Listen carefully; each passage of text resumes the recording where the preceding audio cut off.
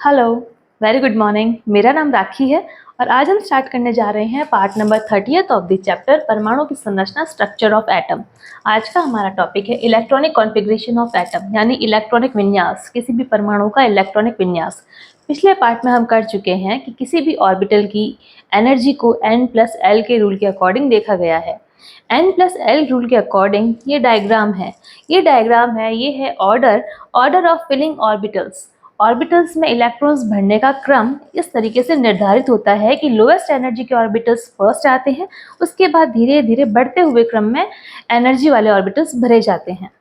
इसी तरीके से हम आज कुछ एलिमेंट्स के बारे में पढ़ेंगे कि उनका इलेक्ट्रॉनिक विन्यास, उनका इलेक्ट्रॉनिक कॉन्फ़िगरेशन क्या है। देखिए, हम जानते हैं कि सबसे लोएस्ट एनर्जी 1s ऑर्बिटल की है। 1s के बाद 2s, then 2p, 3s, 3p, 4s, 3d, 4p, 5s, 4d, 5p, 6s, इस तरीके से ये बढ़ते हुए क्रम में ऑर्बिटल्स अरेंज हैं। हम ये जानते हैं कि n+l रूल के अकॉर्डिंग हमने ये देखा है कि 3d जो है, 3d से पहले 4s आता है। 4s ऑर्बिटल का जो एनर्जी है वो लो है 3d ऑर्बिटल से, इसलिए 4s ऑर्बिटल पहले भरा जाता है, उसके बाद 3d का नंबर आता है। तो इस रूल्स के अकॉर्डिंग मैंने यहाँ पे ये ब्लॉक्स बना रखे हैं। 1s के लिए एक ब्लॉक है क्योंकि 1s में एक ऑर्बिटल है, 2s में एक ऑर्बिटल है, उसके बाद 2p में 3 ऑर्बिटल्स हैं, 3s में एक ऑर्बिटल है, 3p में 3 ऑर्बिटल्स हैं, 4s में 1 ऑर्बिटल है और 3d में 5 ऑर्बिटल्स हैं। यह हमें पता है कि प्रत्येक ऑर्बिटल में मैक्सिमम कैपेसिटी है किसी भी इलेक्ट्रॉन की, वो है 2 इलेक्ट्रॉन्स मैक्सिमम कैपेसिटी है किसी भी ऑर्बिटल के लिए, वो भी एक क्लॉकवाइज एक एंटी क्लॉकवाइज, एक अपवर्ड एरो एक डाउनवर्ड एरो।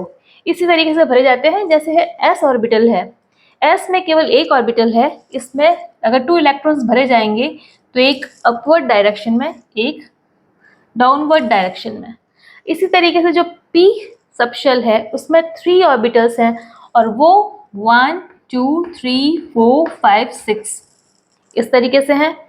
d ऑर्बिटल में 5 ऑर्बिटल्स हैं, 1 2 3 4 5 6 7 8 9 10 इलेक्ट्रॉन्स की मैक्सिमम कैपेसिटी है जो कि 5 ऑर्बिटल्स में भरे जा रहे हैं। इसी तरीके से f जो सबशेल है उसमें पाए जाने वाले ऑर्बिटल्स 7 हैं।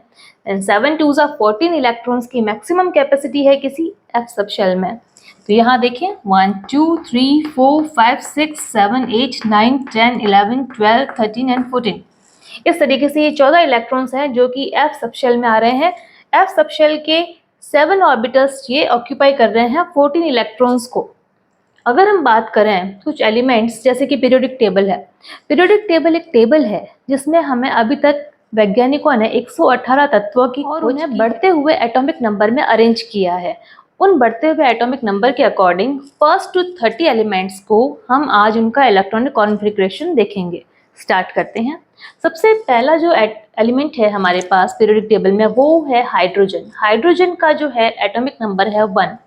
हाइड्रोजन का एटॉमिक नंबर 1 है, हीलियम का 2 है, लिथियम का 3 है, बेरिलियम का 4 है, बोरोन का 5 है, कार्बन का 6, नाइट्रोजन का 7 है, ऑक्सीजन का 8, फ्लोरीन 9 एंड नियॉन 10। ये है फर्स्ट टू 10 एलिमेंट्स हैं पीरियोडिक टेबल के जो कि बढ़ते हुए एटॉमिक नंबर से है। इसका हाइड्रोजन के लिए 1 2 3 4 5 6 7 8 9 10 hydrogen, helium, lithium, beryllium, boron, carbon, nitrogen, oxygen, fluorine and neon. जब आप नेक्स्ट चैप्टर करेंगे तो बहुत ही इजी वे से इसे कैसे याद करना है वो भी मैं आपको बताऊंगी। सबसे पहले हाइड्रोजन के लिए एटॉमिक नंबर 1 है। एटॉमिक नंबर 1 है मतलब हाइड्रोजन के एटम में प्रोटॉन्स की संख्या 1 है और न्यूट्रल स्टेट में number of proton is equals to number of electrons. जब हमें इलेक्ट्रॉन्स का देखना है कि नंबर ऑफ इलेक्ट्रॉन्स भी 1 है, ये एक इलेक्ट्रॉन किस तरीके से कौन से ऑर्बिटल में अरेंज है उसे देखने के लिए हम देखते हैं इस डायग्राम को।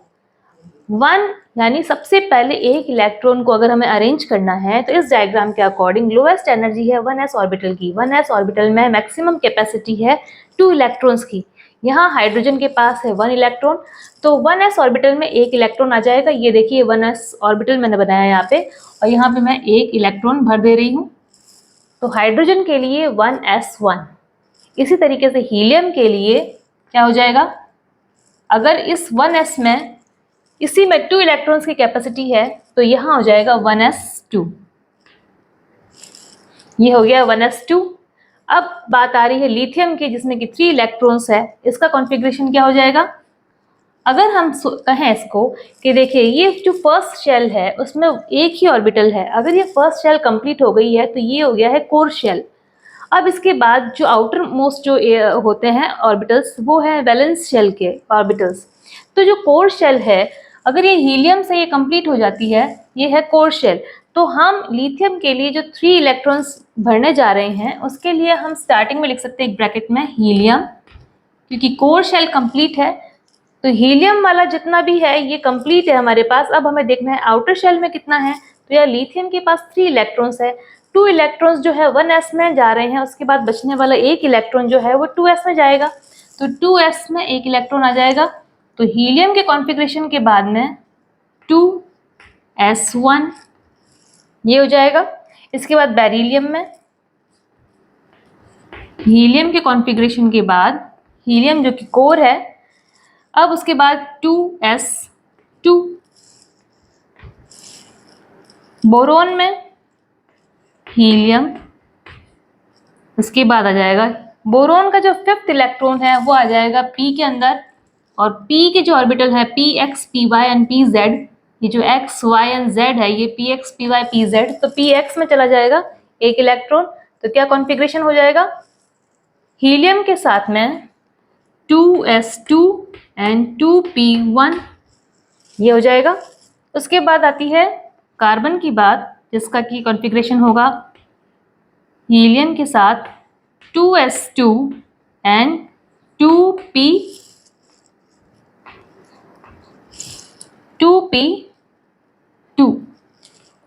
यहाँ देखिए यहाँ एक रूल आ रहा है कि हुंड की मैक्सिमम मल्टीप्लिसिटी का रूल।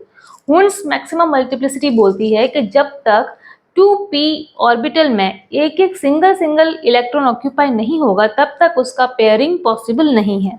तो ये जो इलेक्ट्रॉन है ये कहाँ गया है, px में जाने के बाद py में गया है, फिर pz में जाएगा, उसके बाद आने वाला और जो इलेक्ट्रॉन है वो वापस पेयरिंग में आएगा px के। तो हम देख सकते हैं कार्बन के लिए हीलियम के बाद 2s2 एंड 2p2। इसके बाद नाइट्रोजन के लिए helium then 2s2 and 2p3 यहाँ आ जाएगा ये। इसके बाद बात करें ऑक्सीजन की, यहाँ है ऑक्सीजन। ऑक्सीजन का जो 8th इलेक्ट्रॉन है, अगर यहाँ 7 तक यहाँ भरे जा चुके हैं, अब 8th इलेक्ट्रॉन कहाँ आएगा, 8th इलेक्ट्रॉन आएगा px ऑर्बिटल के पास में और इसकी पेयरिंग हो जाएगी। तो इसका कॉन्फ़िगरेशन होता है, हीलियम का कॉन्फ़िगरेशन है हमारे पास हीलियम जो कि कोर है, कोर शेल के बाद में 2s2 एंड 2p4। यहाँ टोटल नंबर ऑफ इलेक्ट्रॉन्स 4 हो गए हैं, 1 2 3 4। इसके बाद बात करें फ्लोरीन की, ये है हीलियम, इसके बाद आती है 2s2 एंड 2p। यहाँ पे जो एक इलेक्ट्रॉन है वो इसका py के साथ, py एक्सिस के साथ में py जो ऑर्बिटल है उसके साथ पेयरिंग कर लेगा, और ये टोटल नंबर ऑफ इलेक्ट्रॉन्स हो जाएंगे 5 2p5।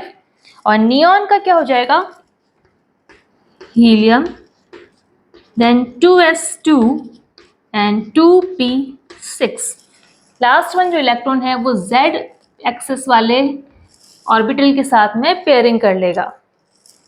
ठीक है, समझ में आ रही है। यहाँ पे हुंड्स रूल लागू हो रहा है। पिछले पार्ट में हमने पाउलीज एक्सक्लूजन प्रिंसिपल पढ़ा, हुंड्स रूल पढ़ा, n+l रूल पढ़ा और अफबाउ प्रिंसिपल पढ़ा। ये सारे प्रिंसिपल हमें दिमाग में रखकर इन कॉन्फ़िगरेशन को फिलअप करना है, तभी हम यहाँ देखिए नियॉन ने आउटर शेल में अपने 8 इलेक्ट्रॉन्स कंप्लीट कर लिए हैं, 2 + 6, ये जो सेकंड नंबर शेल है उसमें 2 + 6 8 इलेक्ट्रॉन्स कंप्लीट कर लिए हैं। आगे आने वाले चैप्टर में ऑक्टेट रूल आएगा, अष्टक का नियम आएगा, जो कि ये बताता है कि हर किसी एटम की ये चाहत है कि उसके आउटर शेल में 8 इलेक्ट्रॉन्स कंप्लीट हो जाए और वो स्टेबल हो जाए। तो ये नेक्स्ट चैप्टर का पार्ट है। ओके, तो हम अगर बात करें अब कोर कॉन्फ़िगरेशन ले लिया है किसने, नियॉन ने। कैसे, क्योंकि इन्होंने 2 शेल, फर्स्ट शेल में आता है 1s ऑर्बिटल, सेकंड शेल में आता है 2s एंड 2p, तो यानी 2s और 2p ऑर्बिटल्स भी पूरे भरे जा चुके हैं। तो तो ये कोर कॉन्फ़िगरेशन में आ गया है, नियॉन जो है नियॉन एटम कोर कॉन्फ़िगरेशन में आ गया है। एक्चुअल में कोर कॉन्फ़िगरेशन लिखने का मतलब ये है कि हम शॉर्ट में कॉन्फ़िगरेशन लिख पाते हैं।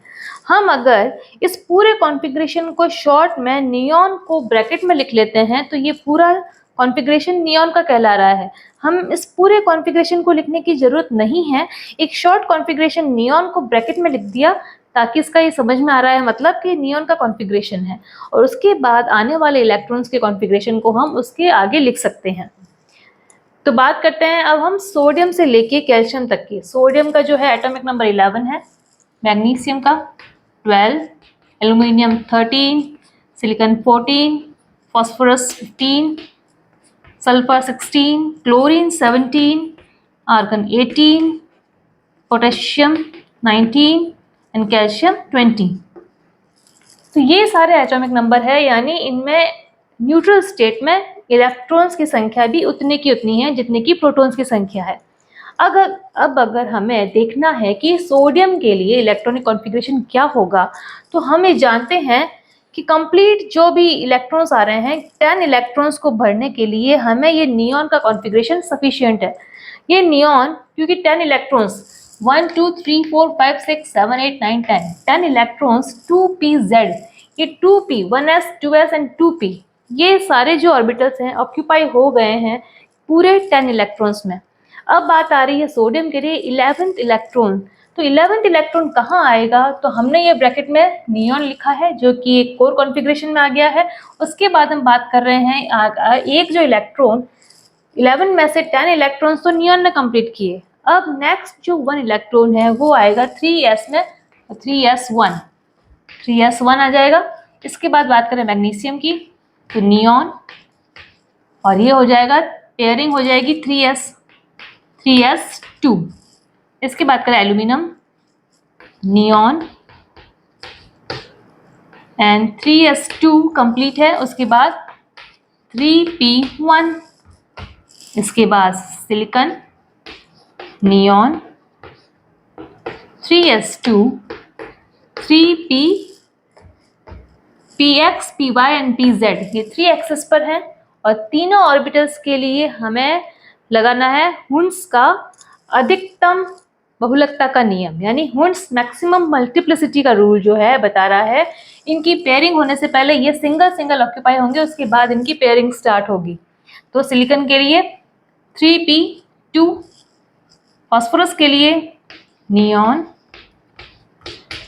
3s2, 3p3, सल्फर के लिए नियॉन, 3s2 एंड 3p4, जो कि पेयरिंग हो जाएगा px एक्सिस के साथ में। क्लोरीन जो कि है neon, 3s2, 3p5, py axis के साथ पेयरिंग हो गई है। आर्गन, नियॉन, 3s2, 3p6, ये पेयरिंग हो गई है। इस तरीके से ये कंप्लीट हुआ है ये शेल आर्गन के साथ में। अब हम बात करना चाहते हैं पोटेशियम की, जिसमें कि 19 इलेक्ट्रॉन्स हैं और 18 इलेक्ट्रॉन्स आर्गन के साथ में कंप्लीट हो रहे हैं। तो ये कोर जो शेल है, कोर शेल हो जाएगा, कोर कॉन्फ़िगरेशन में आ गया है आर्गन, और हम इस नियॉन की जगह आर्गन लिख सकते हैं। आर्गन, आर्गन लिखने का मतलब है कि आर्गन ने जितना कॉन्फ़िगरेशन पाया है उसके बाद आने वाला इलेक्ट्रॉन, क्योंकि 18 इलेक्ट्रॉन इस आर्गन में कंप्लीट हो रहे हैं, उसके बाद आने वाला 19 इलेक्ट्रॉन जो है पोटेशियम के लिए वो कहाँ जाएगा, वो आएगा 4s1 में, 4s1। एंड कैल्शियम के लिए आर्गन एंड 4s2। इस तरीके से यहाँ तक का कॉन्फ़िगरेशन कंप्लीट होता है। ये हो रही है sodium, magnesium, aluminium, silicon, phosphorus, sulphur, chlorine, argon, potassium and calcium, इन सब के लिए कॉन्फ़िगरेशन है। और कोर एलिमेंट जो है हमारे पास, कोर कॉन्फ़िगरेशन किसी भी कॉन्फ़िगरेशन को शॉर्ट में लिखने के लिए हेल्पफुल है। इस तरीके से यहाँ तक कंप्लीट हो रहे हैं। हम 10 एलिमेंट्स और देख लेते हैं। ओके, स्कैंडियम से जिंक तक की टोटल 21 to 30 एलिमेंट्स हैं। Scandium 21, titanium 22, vanadium 23, chromium 24, manganese 25, ferrous 26, cobalt 27, निकल 28, कॉपर 29 एंड जिंक 30th। ये सारे हैं इनके atomic number.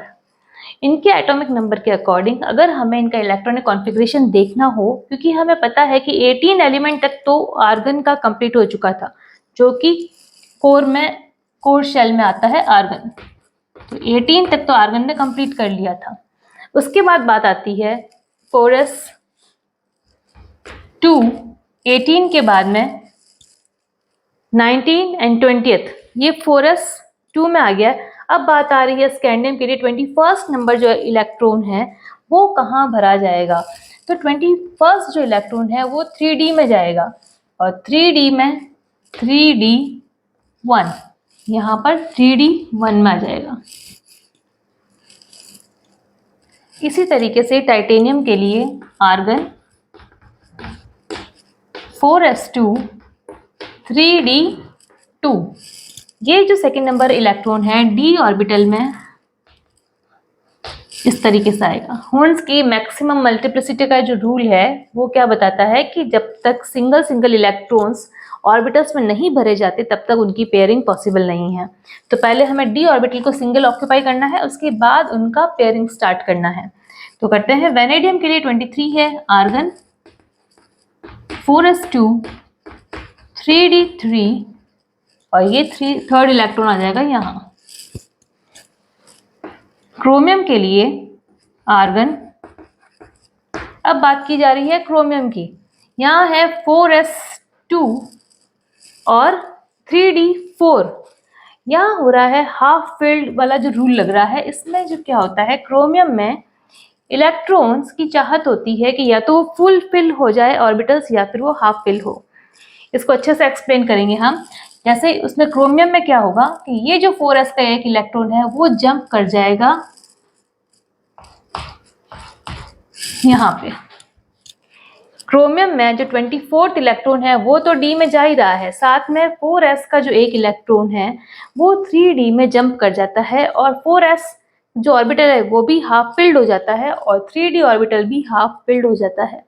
Half filled orbital क्यों होते हैं? क्योंकि ये ज़्यादा स्टेबल होते हैं। ज़्यादा स्टेबल क्यों होते हैं? क्योंकि इलेक्ट्रॉन्स के बीच में रिपल्शन होता है। हर कोई स्टेबल होने के लिए ये चाहता है कि उनके बीच का कॉन्फ़िगरेशन, उनके बीच का अलाइनमेंट इस तरीके से हो कि मैक्सिमम रिपल्शन को रोका जा सके, मैक्सिमम उनका डिस्टेंस हो और मिनिमम रिपल्शन हो। तो इस अकॉर्डिंग 4s1 और 3d5 करने से इनकी मैक्सिमम जो रिपल्शन है वो कम हो जाता है, उनकी स्टेबिलिटी बढ़ जाती है। साथ में ही ये ऑर्बिटल ज़्यादा सिमेट्रिक हो जाते हैं। ज़्यादा सिमेट्रिकल होने का मतलब हुआ ज़्यादा स्टेबल हो जाते हैं। और तीसरी बात ये कि इनकी एक्सचेंज एनर्जी, जैसे कि अगर हम बात कर रहे हैं डी ऑर्बिटल की, अगर हम डी ऑर्बिटल को ऐसे बनाएं 1 2 3 4 एंड 5, जब सिंगल ये ऑक्यूपाई होते हैं तो इनकी जो एक्सचेंज एनर्जी है, एक्सचेंज इनकी पोजीशन को चेंज करने में कैपेसिटी, जब ये सिंगल ऑक्यूपाई होते हैं, हाफ फिल्ड होते हैं, तो फर्स्ट नंबर जो इलेक्ट्रॉन है वो अपनी पोजीशन सेकंड नंबर से चेंज कर सकता है, थर्ड नंबर से चेंज कर सकता है, और लास्ट फिफ्थ नंबर से चेंज कर सकता है। तो फर्स्ट इलेक्ट्रॉन 4 तरीके से अपने पोजीशन चेंज कर सकता है, और जितना पोजीशन चेंज करेगा उतनी ही इनकी एक्सचेंज एनर्जी रिलीज होगी। जितनी एक्सचेंज एनर्जी रिलीज होगी उतनी उसकी स्टेबिलिटी बढ़ेगी, और हर कोई एटम ये चाहता है कि उसकी स्टेबिलिटी बढ़े। फर्स्ट नंबर इलेक्ट्रॉन्स की 4 तरीके से पोजीशन चेंज करने की कैपेसिटी है। उसी तरीके से जो सेकेंड नंबर जो इलेक्ट्रॉन